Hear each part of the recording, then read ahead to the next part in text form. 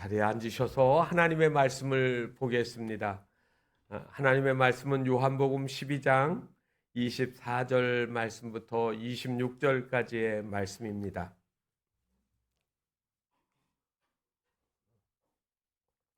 신약성경 168페이지에 있습니다. 우리 함께 봉독하시겠습니다. 내가 진실로 진실로 너희에게 이르노니 한 알의 밀이 땅에 떨어져 죽지 아니하면 한 알 그대로 있고 죽으면 많은 열매를 맺느니라. 자기의 생명을 사랑하는 자는 잃어버릴 것이요 이 세상에서 자기의 생명을 미워하는 자는 영생하도록 보존하리라. 사람이 나를 섬기려면 나를 따르라. 나 있는 곳에 나를 섬기는 자도 거기 있으리니 사람이 나를 섬기면 내 아버지께서 그를 귀히 여기시리라. 아멘. 이제 하엘의 찬양이 있겠습니다.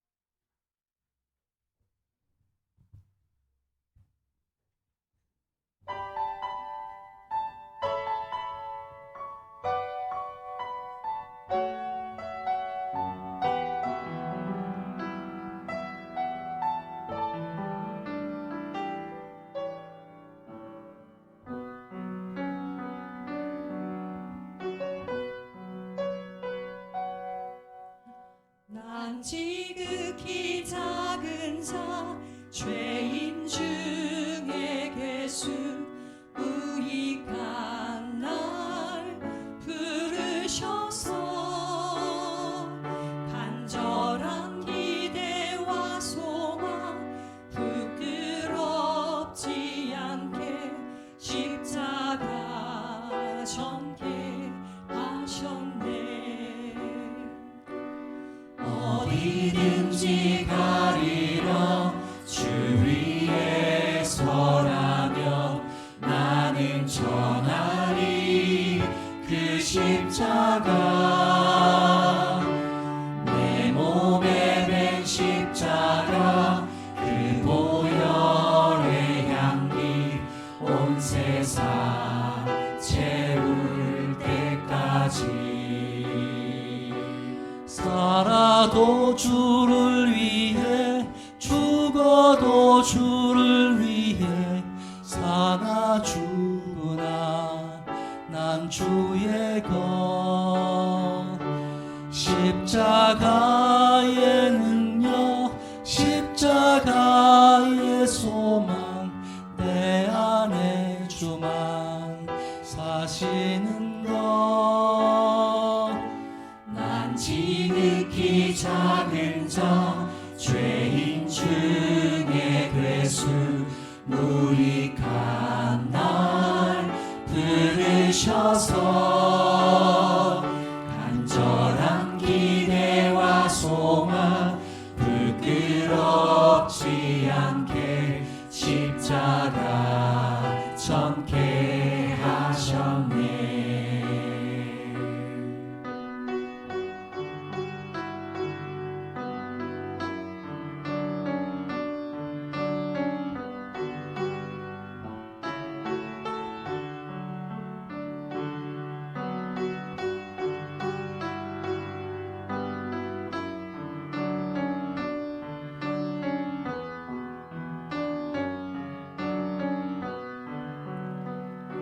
살아도 주를 위해 죽어도 주를 위해 사나 죽으나 난 주의 것.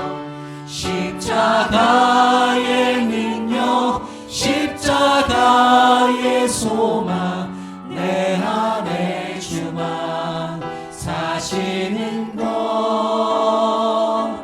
난 지극히 작은 자 죄인 중에 괴수 무익한 날 부르셔서 간절한 기대와 소망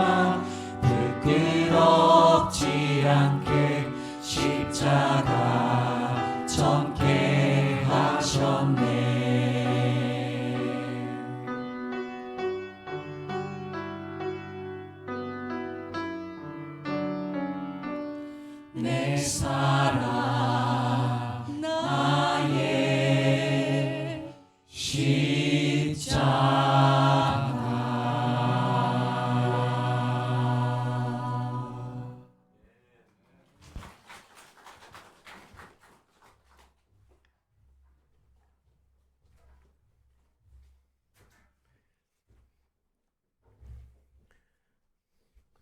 고등학교에서 1학기 중간 고사를 치르고 있었습니다.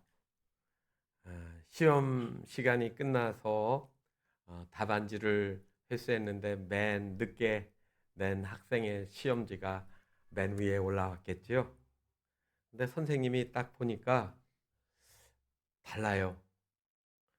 문제가 주관식이었는데 학생이 답을 쓰다가 거기다 화이트로 지우고 다시 썼는데 뭐라고 썼느냐면 동전으로 긁으시면 답이 나옵니다. 이렇게 써놨어요.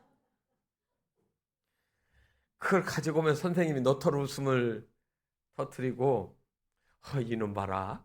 그리고 교무실에 들어와가지고 앉아가지고도 자꾸 웃으니까 왜 선생님 왜 웃으세요? 하고 옆에 있는 선생님이 또 질문하지요. 이것 좀 보세요. 그러니까 그 선생님도 보고 그거 참 그러더니 막 웃었습니다.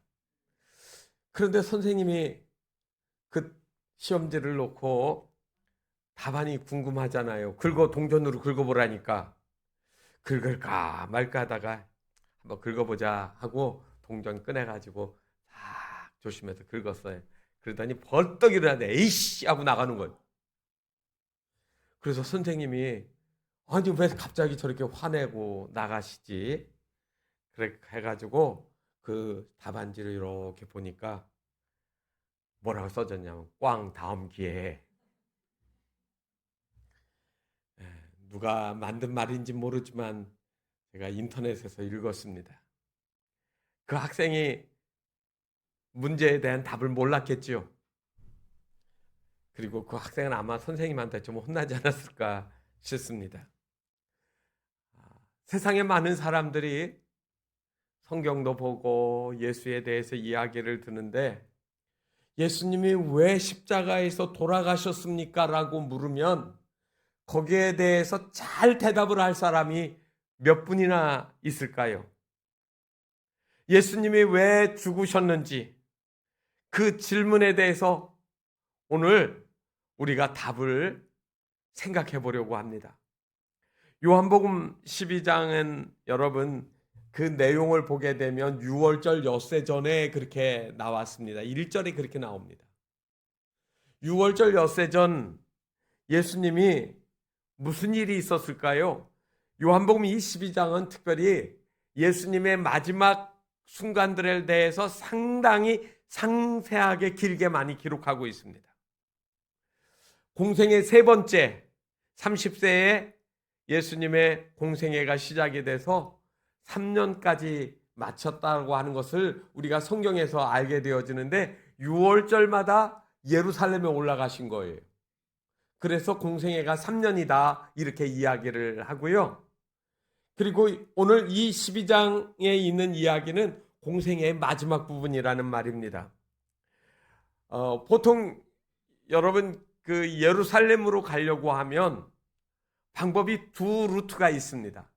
지중해 해변을 따라서 먼 길을 비스듬하게 올라오는 언덕길이 있고요.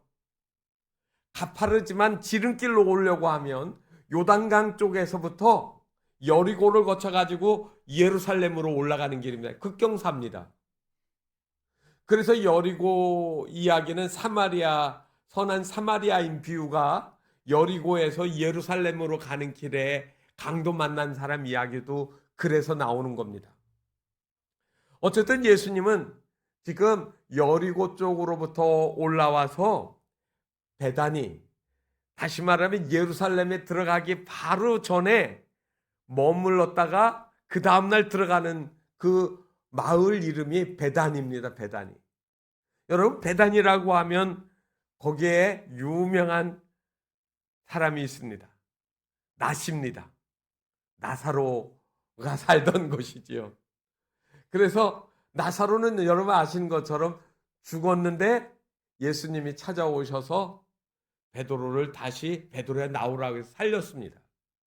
그 이야기가 바로 11장의 이야기고, 그때 그 죽었던 나사로를 살리신 그 장면 때문에 많은 사람들이 나사로를 보려고 몰려들었는데 거기에 누가 오신 거예요? 예수님까지 오신 거예요. 그러니까 얼마나 많은 사람들이 예수님께 찾아왔겠습니까? 예수님께서는 어김없이 그 베다니에 와서 나사로의 집에 들어가셨습니다.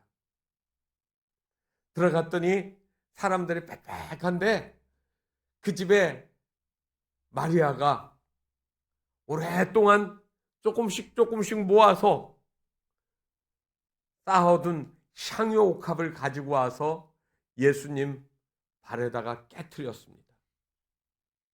향수가 깨지면 냄새가 진하게 나겠죠. 그러더니 앉아가지고 자기의 긴 머리를 앞으로 해서 예수님의 발을 닦는 그러한 충격적인 장면이 나옵니다. 그랬더니 그 모습을 보고 가룟 유다가 흥분을 해서 5절에 이런 말을 합니다. 이 향유를 어찌하여 300데나리온에 팔아 가난한 자들에게 주지 아니하느냐. 이거 헛된 일이다, 낭비하는 일이다라고 이야기한 겁니다. 그렇죠.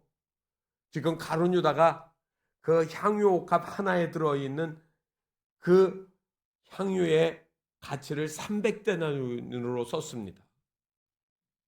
한 데나리온은 우리가 반복해서 말하지만 노동자가 하루 나가서 벌어들이는 품삯입니다. 그러니까 300데나리온을 오늘날의 가치 기준으로 따져도 10만 원 인건비로 노동자를 따져도 3천만 원에 해당하는, 정말 자기의 앞길에 어떤 혼인을 할지 어떤 일들이 일어날지 모르지만 그거를 위해서 하나하나 비축했던 값진 거를 깨트렸다는 말이에요. 그러니까 가룟 유다가 흥분해서 얘기를 했습니다. 그런데 성경에는 그 말을 이렇게 6절에다가 설명을 했습니다. 이렇게 말하면 가난한 자들을 생각함이 아니요 그는 도둑이라 돈꾀를 맞고 거기에 넣는 것을 훔쳐감이라. 가룟 유다가 평상시에 하던 돈에 대한 생각, 가치 기준이 있습니다. 마리아가 생각하는 가치 기준과 가룟 유다가 생각하는 기준이 다른 것이죠. 그 말을 듣고 예수님께서 7절에 가룟 유다에게 한 말입니다. 그를 가만두어라. 그녀는 나의 장래할 날을 위하여 그것을 간직하게 하라. 여러분, 지금 그 300데나리온도 더 되는 향유를 깨트렸는데 예수님은 그거를 갖다가 한마디로 정의를 했어요. 장래할 날을 위하여 한 거다. 다시 말하면 여러분, 장래는 누구의 장래일까요? 기름 부음을 받은 예수님에 대한 거 아닙니까? 지금 마리아는 직간접적으로 느끼고 있습니다. 예수님이 마지막 죽으시러 지금 예루살렘에 가신다는 거를요. 그리고 나서 오늘 말씀이 예수님께서 이제 예루살렘으로 들어갔다 나오는 이야기가 나오는데 23절에 성전에 들어갔다가 사람들을 만나고서 예수님이 하신 말씀이 나옵니다. 이어져 있는 말씀인데요. 23절에 보면 인자가 영광을 얻을 때가 왔도다. 이 영광은 또 도대체 무슨 영광입니까? 쉽게 말하면 예수님의 죽으심과 부활을 얘기하는 겁니다. 사탄 마귀는요, 우리에게 계속해서 공격해 들어오는 거 있습니다. 죽음이라는 겁니다. 죽음. 아담과 하와에게 거짓 것으로 죄를 짓게 해가지고 죽음이 들어오게 했잖아요. 지금도 사탄을 할 수만 있으면 우리에게 죽음을 가져다 줍니다. 그래서 죽음의 영, 자살의 영, 어둠의 영 다 같은 뉘앙스를 가지고 있습니다. 그런데 예수님은 그 죽음을 가져다 주는 어둠의 영, 사탄의 영을 깨트리기 위해서 죽음과 부활의 시작을 지금 하시는 거예요. 그래서 여기에 보면 인자가 영광을 얻을 것이다. 다시 말하면 이 죽음과 저주의 죄악으로부터 우리 인생을 살리는 일을 예수님이 하실 것을 영광을 얻으려고 하신다라고 표현하신 거죠.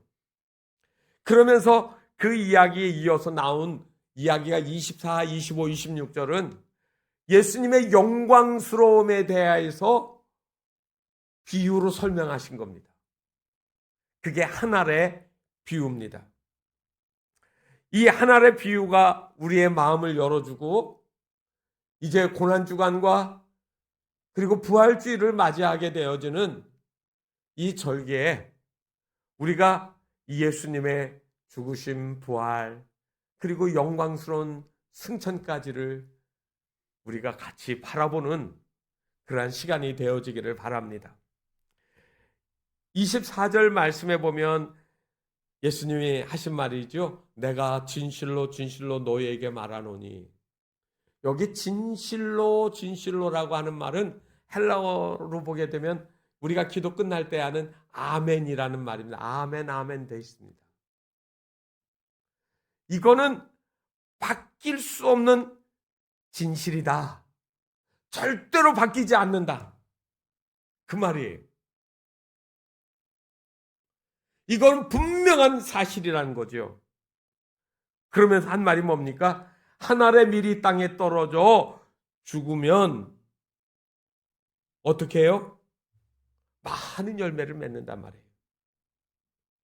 만약에 한 알의 밀알이 떨어져 죽지 않으면 아무것도 거둘 수가 없어요. 예수님께서는 하늘에서부터 한 알의 밀이 땅에 떨어진 것처럼 자신을 설명하신 겁니다. 사람들은 그렇게 생각을 하죠. 내가 살아가는 이유, 잘 살고 행복하고 건강하고 잘 되고 이것 때문에 애써서 살아가자. 그런데 예수님은 지금 어디에서요? 하늘에서 땅으로 떨어지신 거예요. 하늘은 누가 계십니까? 하나님이 계신 곳이에요. 우리가 말하는 천국이라는 곳이에요. 천국은 슬픔도 눈물도 아픔도 괴로움도 한숨도 절망도 아무것도 없는 곳으로 요한계시록에 보면 아주 설명이 되어 있습니다. 그런데 왜 그 좋은 곳 놔두고 내려왔어? 여러분, 사람은 스스로 죄를 해결할 능력을 상실했습니다. 그래서 죄진 인간을 사랑하기 위하여 살려주기 위하여 하나님께로부터 이 땅으로 보내심을 받은 하나님의 아들인 것이죠.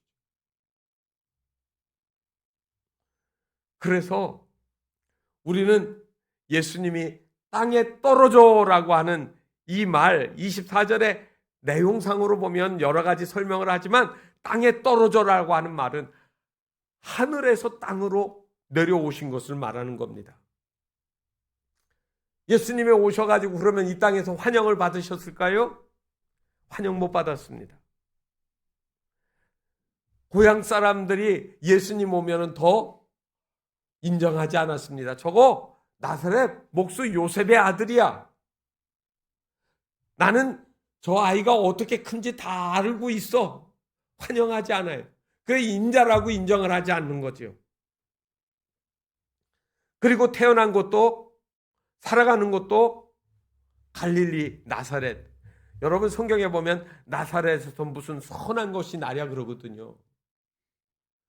거기에 뭐가 이런 모든 조건이 갖춰져 있지도 않습니다.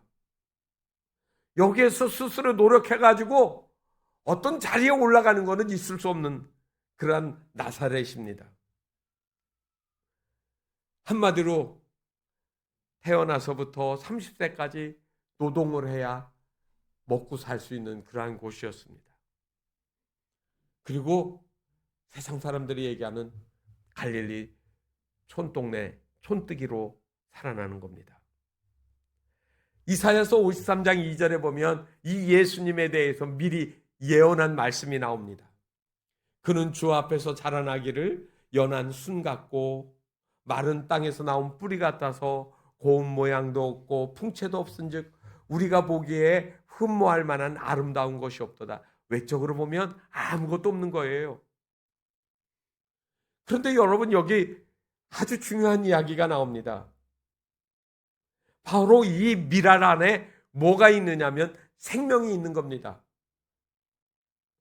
한 알의 미랄, 그런데 그 안에 생명이 들어있어요. 그 생명을 키우려고 하면 땅으로 떨어져야 합니다. 예수님은 바로 좋은 곳에서 험한 곳으로, 행복한 곳에서 불편한 곳으로 이렇게 내려오신 거예요. 그래서 이 사실을 제자들에게 가르치고 싶었죠. 마태복음 20장 28절에 보면 인자가 온 것은 섬김을 받으려 함이 아니라 도리어 섬기려 하며 자기 목숨을 많은 사람의 대속물로 주려 함이라. 섬김, 낮아진 자리에서 섬기는 거잖아요. 종이란 말이에요. 그런데 더 나가서 또 한 단어는 대속물. 구약 성경에서 보게 되어지면 제사에서는 사람이 죄를 지었는데 사람이 죄를 회개하기 위하고 용서받기 위해서는 대신해서 죽는 게 있습니다. 짐승이 죽어요. 송아지, 양, 염소, 비둘기, 짐승이 죽고 그거를 드리고 나서 제사장이 선언을 하죠. 하나님이 내 죄를 다 사하셨느니라. 그래서 이 대속물은 우리가 죽어야 될 그 자리에 하나님의 어린 양이신 예수님이 오셔서 죽으셨다라는 의미로 설명하는 겁니다. 여러분, 땅으로 떨어지는 것은 고통스러운 일입니다. 힘들고 어려운 일입니다. 그런데 그것 때문에 많은 열매를 거두게 되어진다는 거예요. 1885년 4월 5일 한 사람의 남자가 갓 결혼한 아내와 함께 신혼여행도 떠나지 않고 조선 땅으로 찾아 들어왔습니다. 인천 제물포에서 첫 발을 내디뎠습니다. 바로 여러분, 우리가 잘 아는 아펜젤러 부부입니다. 그때 그가 우리나라에 들어왔을 때 나이가 27살입니다. 요즘에는 27살 우리나라에는 결혼도 안 할 때죠. 그런데 이 27살 먹은 이 젊은이가 사랑하는 아내와 함께 이 땅에 들어왔습니다. 그리고 도착했다고 하는 그 사실을 편지를 썼습니다.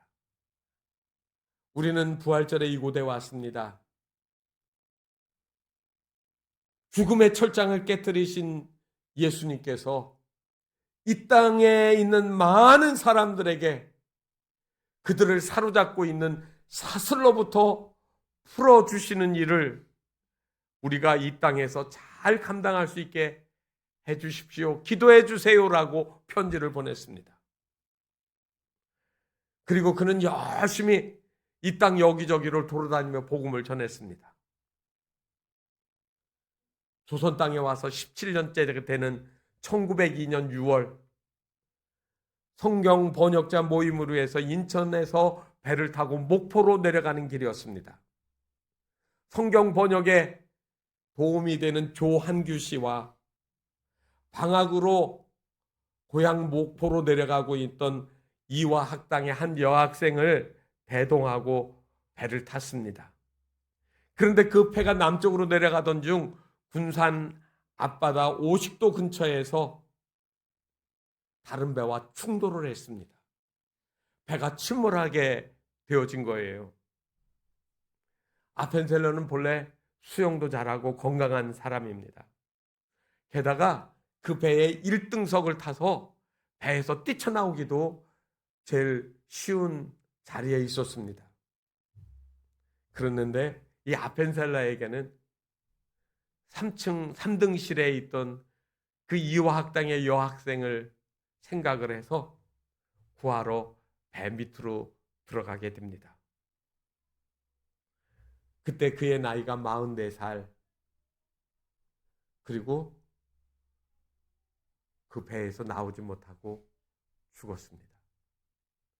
서울 마포에 있는 양화진에 가면 선교사 무덤이 있는데 이 아펜셀러 무덤은 가묘입니다.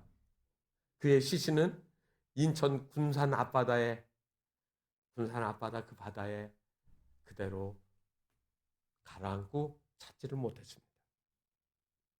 그는 그 땅에서 한 영혼을 살리기 위하여 자기의 몸을 희생했습니다. 많은 사람은 아펜셀라가 죽었다고 이야기하는데 그는 죽은 게 아니었습니다. 죽음으로 정말 살았습니다. 그에게 들었던 복음을 들었던 많은 사람들이 이 땅에서 예수 그리스도를 믿게 되었습니다. 이 땅의 어둠이 걷히고 도박과 술과 마약 같은 것에 쩌들어 있던 이 땅의 사람들이 생명을 얻게 되어지는 그러한 역사가 일어났습니다.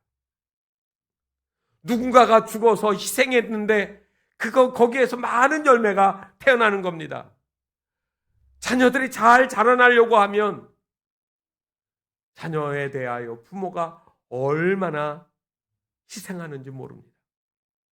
한 학생이 잘 성장해서 좋은 그릇이 되어지기 위하여 선생님들이 희생을 하십니다.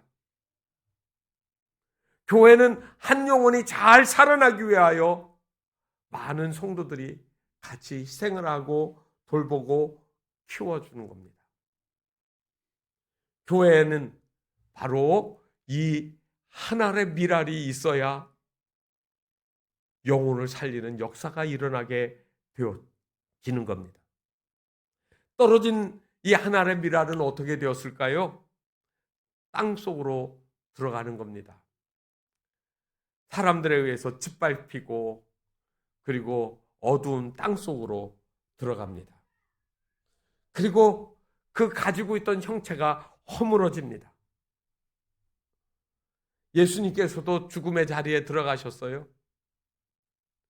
십자가에서 죽으시고 사흘 동안 죽음의 자리에 있었습니다.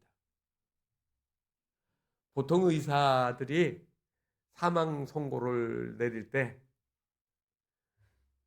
옛날에는 숨으로도 했지만 요즘에는 이제 뇌사 판정을 하잖아요. 그런데 병원에서 그렇게 죽으면 괜찮은데 그렇지 않은 경우는 사망 진단서를 어떻게 떼어주냐면 24시간이 지나야 사망 진단서 떠줍니다. 장례식장 가보시면 알아요.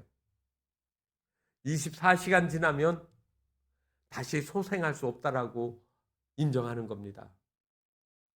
그런데 예수님은 사흘 후에 다시 살아나셨습니다. 그런데 참 놀라운 거 있어요. 성경을 보게 되어지면 예수님, 부활하신 예수님이 마리아가 만나서 예수님에게 라보니여 하고 만지려고 했더니 손대지 말라고 얘기하시잖아요. 그리고 제자들이 무서워서 문 닫고 방 안에 들어가 있는데 예수님이 제자들이 있는 가운데 호련히 나타나세요. 형체는 있는데 성경에 보면 그 형체는 사람들이 볼 수 있는 형체지만 그러나 그것은 부활의 몸으로 우리가 생각하는 몸과 다른 몸으로 나옵니다. 예수님은 죽으셨습니다. 그런데 하나님의 영광스러운 몸으로 다시 살아나는 겁니다. 1922년 이집트의 고고학자 하워드 카터라는 분이 투탕카멘의 무덤을 발굴을 했고 거기에 있던 미이라의 뚜껑을 열어서 그 미이라를 옮기게 되어집니다. 그런데 그 관을 뚜껑을 딱 열고 보니까 거기에서 미랄이 몇 개 나왔습니다. 사람들이 미랄이 왜 여기 있지 하고 궁금해하는데 1930년에 영국의 식물학자 빌레름 라인케가 이 미랄을 연구실에다가 이렇게 화분을 놓고 거기다가 심었습니다. 그랬더니요, 정말로 거기에서 싹이 났습니다. 그래서 나인케라고 하는 이분은 이 미랄을 투탕카멘의 밀이라고 이름을 붙였습니다. 그리고 이 기사가 신문에 났고요. 미랄이 3,000년 동안 땅속에 들어가지 않았더니 미랄 그대로 있었는데 흙 속에다가 심었더니 거기에서 생명이 났다라는 거죠. 미랄이 땅에 떨어져 죽지 아니하면 결실하고 열매를 맺을 수가 없습니다. 예수님도 자신의 몸을 희생해서 죽어가는 많은 사람들의 생명을 살리려고 하는 겁니다. 아까 우리 장로님이 기도하실 때 자기를 부인하고 스스로 제 십자가를 지고 나를 따르라고 하신 그 말씀처럼 우리가 살게 해달라고 기도하셨습니다. 여러분, 여기에서 우리가 자기를 부인한다라고 하는 말이 뭘까요? 여러분, 아까 25절에 자기 생명을 미워하는 자는 영생하도록 보존하리라 그랬거든요. 생명이 뭔지 아세요? 헬라어에서는 이 말을 푸시케라고 썼습니다. 푸시케가 생명이긴 한데 이 생명이라는 말 외에도 다른 뜻으로도 쓰여집니다. 뭐라고 쓰냐면 자아, 뜻, 의지, 소원 이런 뜻이 있어요. 그러니까 푸시케는 사람이 살아있으면 가지게 되는 의지, 뜻, 소원, 내가 추구하고 노력하는 방향이 있는데 이 자기 생명, 그러니까 내가 가지고 있는 내 소원, 내 야망, 내 꿈 이런 것들을 미워한다. 다시 말하면 그것들을 따라가지 않는다라는 얘기 아닙니까? 그러니까 자기를 부인하는 건 다른 거 아닙니다. 사람이 본능적으로 잘 먹고 잘 살고 편안하게 살다가 그냥 이 땅에서 영화 다 누리고 살다가 죽고 싶은 거 누구나 가지고 있는 소망 아닙니까? 그런데 그러한 자기 자신을 위한 생각을 따르지 말고 그것을 내 인생의 삶의 최고의 목표로 삼지 말고 뭐 따라 살라고요? 예수 그리스도와 함께 살라고 하는 거예요. 하나님 뜻을 따라 살라고 하는 거예요. 자기 십자가를 지고라고 하는 말은 내 안에 하나님이 주신 하나님의 뜻, 목적을 따라서 내가 순종하며 살라고 하는 말씀을 하신 거죠. 그러니까 예수님께서 십자가에서 죽으시면서 하신 말씀 중에 아버지여 내 영혼을 아버지 손에 부탁하나이다. 다시 말하면 살든지 죽든지 하나님이 기뻐하시는 일에 내 삶이 전부 사용되기를 바랍니다. 그리고 돌아가시는 거예요. 세상에는 다 자기 이익만을 위해서 사는 사람이 있는 것 같지만 다 그런 건 아닙니다. 세상에는 자기 십자가를 지고 나를 따르라고 하는 말씀 때문에 기꺼이 희생하는 사람들이 있습니다. 소록도에 가면 나병 환자들을 수용해서 옛날에 했던 그 병원이 있고요. 지금도 있습니다. 그리고 그때 살았던 사람들의 흔적들이 거기에 있습니다. 그런데 거기에 그 병원이 열악하고 정말로 의료진도 변변치 않을 때 2명의 외국 여성이 왔습니다. 마리안느 그리고 또 한 명은 마가렛. 이 마리안느는 별명이 큰 할매, 마가렛은 작은 할매였습니다. 두 분은 오스트리아에 있는 인스브룩 간호학교를 졸업하고 소록도에 간호사가 필요한데 갈 사람이 없어서 지금 어렵다는 얘기를 듣고 그들의 나이 20살, 20대 후반에 소록도로 들어왔습니다. 그리고서 한 사람은 43년, 한 사람은 39년 동안 그 병원에서 봉사를 했습니다.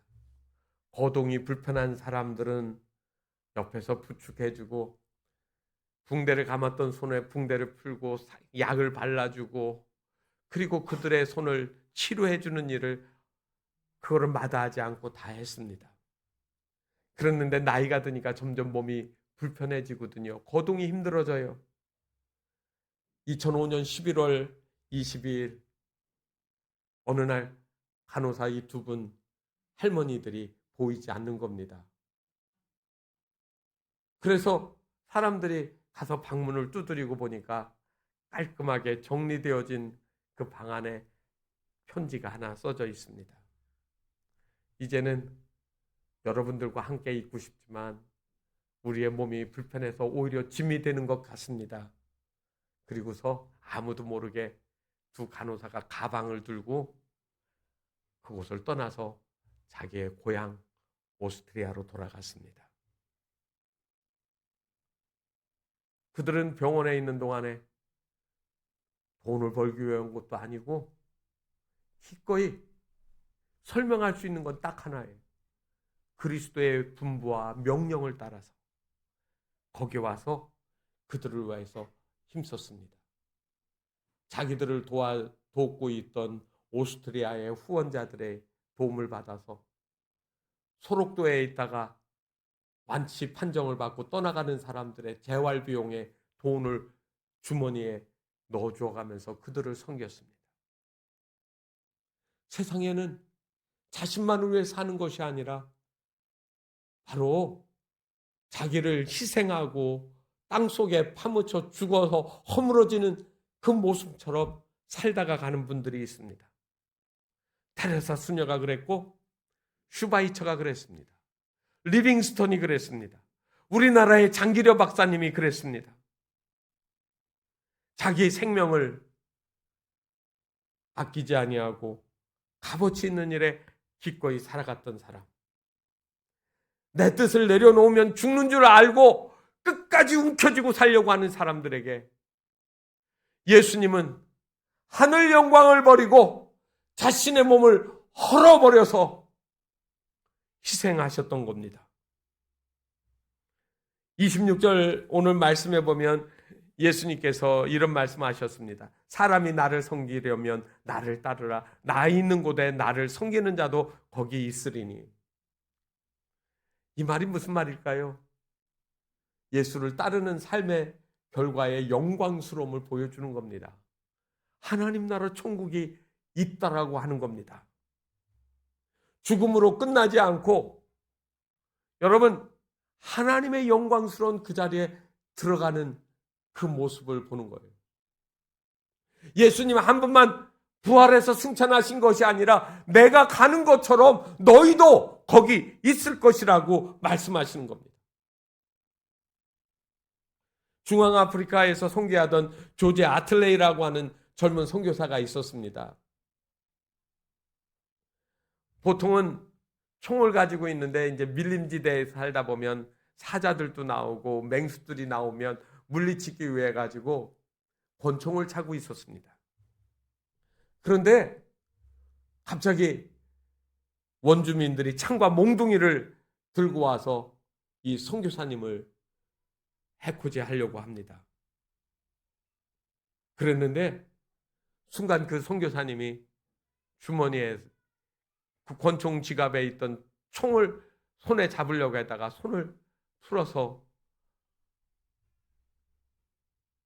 그 때리는 몽둥이와 창에 찔려가지고 갈기갈기 죽습니다. 달려드는 사람들에게 총을 연발로 쏴서 그들을 물리칠 수도 있었는데 왜 죽었을까? 선교사가 만약에 그들을 향하여서 총을 쏜다고 하면 그 원주민 마을에 있는 사람들이 영원히 뭐를 못 받아들일까요? 복음을 못 받아들일 거.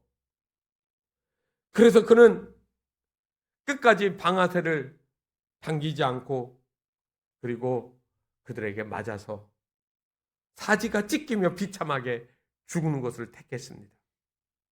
훗날 조사단이 와서 총 한 발도 쏘여지지 않은 지갑에 그대로 있는 그 총지갑을 발견을 했습니다. 나중에 원주민들이 그 총으로 자기들을 쏘지 않고 자원에서 맞아 죽었다는 사실을 알게 되었습니다. 그리고 다른 선교사에 찾아온 그들에게 그들은 회심하고 그리스도인이 되어줍니다. 내가 할 수 있는 모든 것들을 다 동원해서 생존해야겠다고 몸부림치는데 예수님은 나를 죽여서 희생하고 땅속으로 파묻히고 죽는 것 같은 이 희생을 기꺼이 하신 것이죠. 그랬는데 그것이 어떻게 되었습니까? 생명으로 나타나는 겁니다.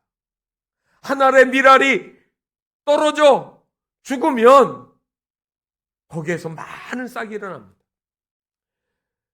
작년 2023년 기준으로 지구상에 있는 크리스찬의 숫자가 통계를 보니까 26억 4,038명으로 나오더라고요. 거의 세계 인구의 32.3%, 30%가 넘습니다. 한 사람 예수 그리스도가 십자가에서 죽었는데 나는 그 예수를 믿습니다라고 하는 사람이 32억 명이 나왔다는 거예요. 여러분, 이 26억 4,038만 명이라고 하는 이 숫자는 예수가 없으면 설명이 안 되는 숫자입니다.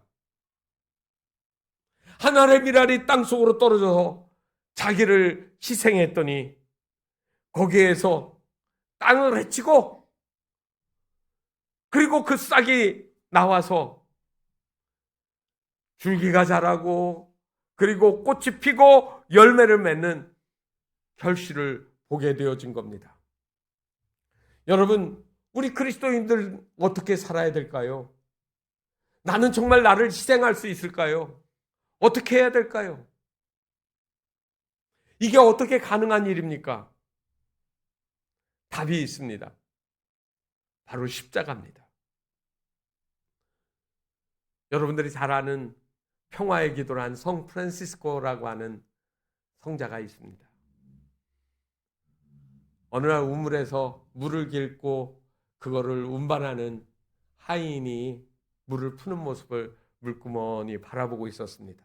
물을 길어서 통에다가 붓고 또 붓고 하더니 옆에 있는 나무 가지 하나를 그 양동이에다가 넣고 짊어지고 가는 겁니다. 그래서 거기다가 왜 나무 가지를 넣느냐고 질문했더니 그냥 가면 출렁거려서 다 쏟아지는 게 많은데 여기다가 나무를 넣으면 물이 안 넘쳐요. 그러는 겁니다. 프란시스가 이 말을 듣고 자기 명상록에다가 이렇게 썼습니다. 모든 인생은 물통입니다. 이 물통이 때로는 두려움, 고통, 아픔, 죄책감 이런 것들이 확 우리를 흔들어서 쏟아지게 만들 겁니다. 그럴 때 내 인생에 그 흔들리는 물 속에 예수 그리스도의 십자가를 담으면 나보다 더 많은 고난을 당하시고 저주스러운 죽음을 당하셨지만 거기에서 생명이 솟아나게 하신 예수님처럼 내 인생 고난 속에 예수 그리스도를 담아야 된다라고 그렇게 썼습니다. 그렇습니다. 나를 포기하고 희생하는 것은 없어지는 게 아니라 더 많은 생명을 거두는 겁니다.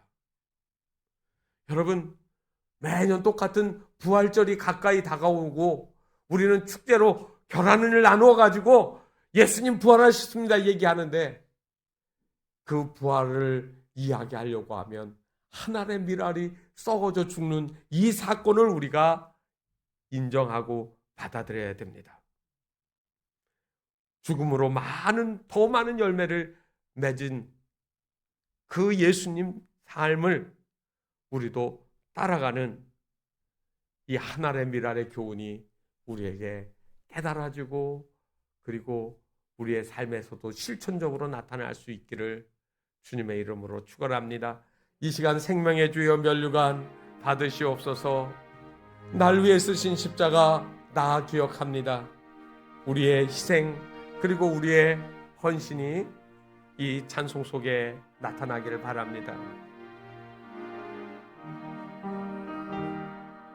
생명의 주여 멸류관 받으시옵소서.